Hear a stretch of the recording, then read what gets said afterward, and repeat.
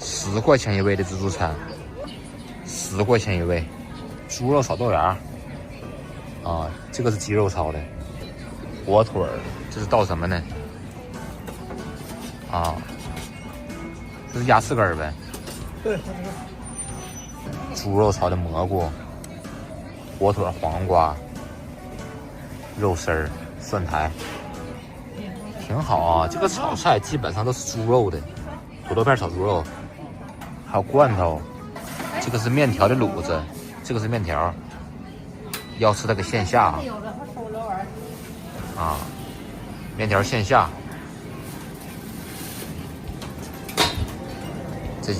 这两个都是卤子，这个点东西有点不全了。是。几点来比较好啊？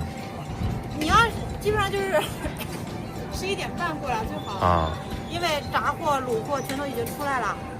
现在这个点没有炸货、卤货了。今天那个红烧丸子已经没了，关东煮也都吃了个差不多了。我们炸货是因为我今天买了，他到的晚了，所以现在炸了一部分了，然后后面来了，后面都还没有来呢。也挺好了。这个炒猪肉不错啊。这个猪肉挺瘦啊。这个是蒜苔炒肉。酸菜炒肉。米饭在桶里。白菜炖的猪肉啊，鸭翅根儿，整点面，整点酱，整点这个火腿儿。对，只怕一个人吃饱。这还有米饭，再来一个翅根儿吧。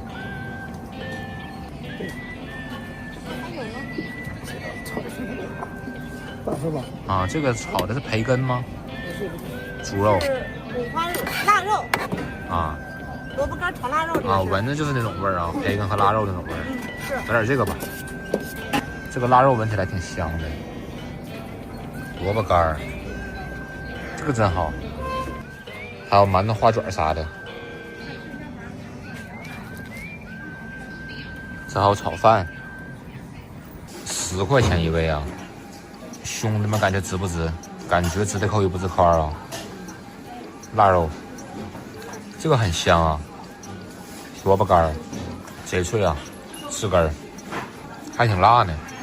来口面，甜酱啊，火腿，用的肉也挺好的，真不错，10块钱，不限时不限量的，全部照料，挺好吃的，一般人都拿可多了。